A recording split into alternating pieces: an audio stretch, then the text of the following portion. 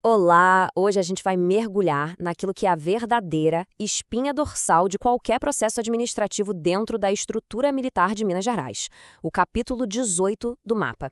São estes artigos, do 527 ao 558, que funcionam como as regras do jogo, garantindo ordem e justiça. Vamos entender na prática como é que eles funcionam. Pois é, a resposta está toda aqui, neste capítulo. Pensa nele como se fosse o sistema operacional da justiça, da legalidade e da eficiência dentro da administração militar. É ele que define os limites, os papéis e, principalmente, as garantias. Vamos ver como essa estrutura se organiza. Para a gente não se perder no meio de tantos artigos, dividimos tudo em 5 grandes temas, ok? Primeiro, vamos ver as regras gerais do jogo. Depois, o ciclo de vida de um processo, do começo ao fim. Em seguida, um ponto crucial: como o sistema corrige os próprios erros. Depois, quem tem poder para decidir o quê. E, por fim, as regras finais que amarram todo o manual. Vamos lá, começando pelo começo, as regras do jogo. A gente precisa entender os princípios e os limites que formam a base de qualquer processo administrativo, antes mesmo da primeira folha ser escrita. Vamos analisar 4 pilares aqui. Primeiro, a centralização, que está lá no artigo 527. É a seção de recursos humanos, a SRH, que formaliza o início e o fim dos processos. E por que isso é importante? Para garantir um padrão, para evitar que decisões cruciais fiquem espalhadas por aí, cada unidade fazendo de um jeito. Segundo, a imparcialidade, no artigo 528. Pareceres jurídicos são ferramentas de consulta, mas eles não são anexados ao processo.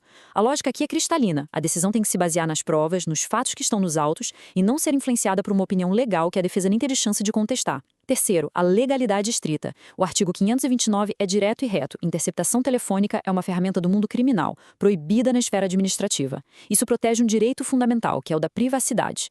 E, por fim, a transição para a reserva, no artigo 530. A regra geral é que o processo seja arquivado quando o militar vai para a inatividade, porque a administração perde o poder de punir. Claro, existem exceções, mas essa é a regra. Beleza! Com as regras básicas estabelecidas, vamos agora acompanhar a jornada de um processo. Ele tem um ciclo de vida físico-documental mesmo, que foi pensado para garantir transparência, organização e, acima de tudo, a integridade de cada ato que é registrado ali. O artigo 531 é tipo guardião da integridade física do processo. A capa é a folha 01 e, a partir dela, tudo é numerado e rubricado em ordem. Isso, junto com a proibição de usar espiral e a exigência do grampo de haste, serve para uma coisa simples: impedir que documentos sejam retirados, inseridos ou adulterados no meio do caminho. É uma trava de segurança. Avançando no ciclo, o artigo 545 garante um direito fundamental. A pessoa tem que ser formalmente notificada da decisão final. Ela precisa saber o desfecho.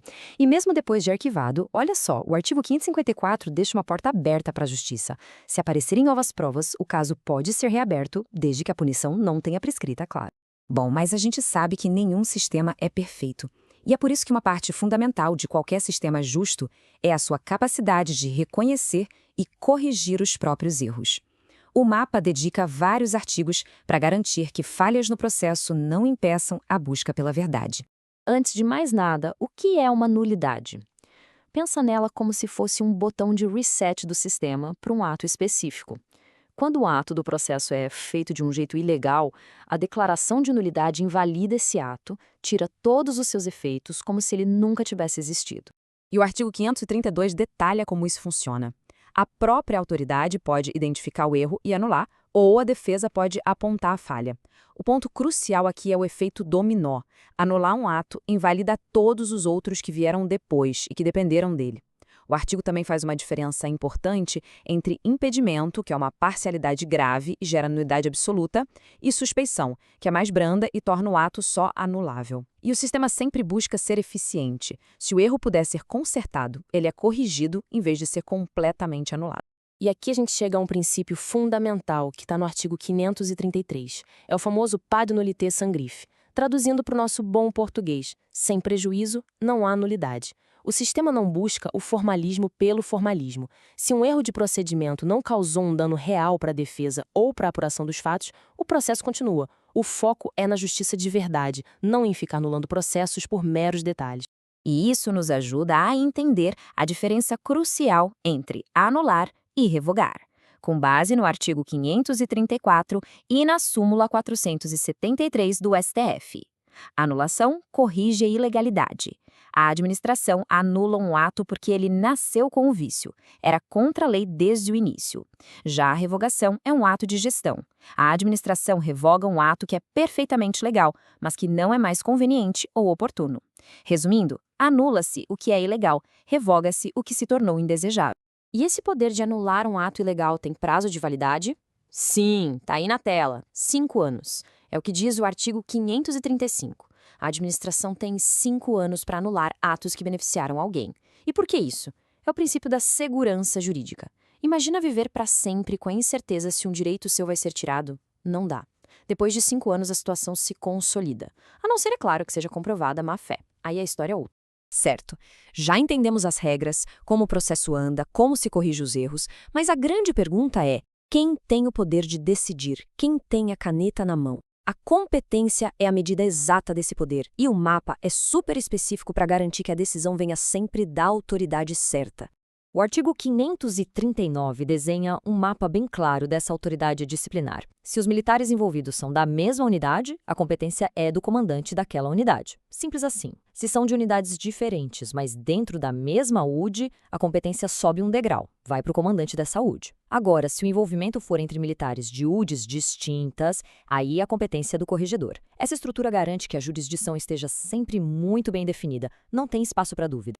E vamos ver outros pontos-chave sobre competência. Primeiro, as esferas são independentes. É o que diz o artigo 540. Ser absolvido no processo criminal por falta de provas não impede a punição administrativa. A punição só é barrada se a justiça criminal disser categoricamente que o fato não existiu ou que não foi aquela pessoa a autora. Segundo, a defesa é sobre os fatos. Isso é o que garantem os artigos 537 e 538. A autoridade pode até mudar a classificação da transgressão no final, mas se for para uma mais grave, tem que reabrir o prazo para a defesa se manifestar sobre essa nova acusação. É o direito ao contraditório sendo respeitado. E, por fim, o fluxo é organizado pelo artigo 541, com regras bem claras para encaminhar os processos para as autoridades superiores quando necessário. Para a gente finalizar, vamos passar por algumas regras que funcionam como uma verdadeira caixa de ferramentas para o processo, e também entender como o mapa construiu a ponte entre as normas antigas e as novas.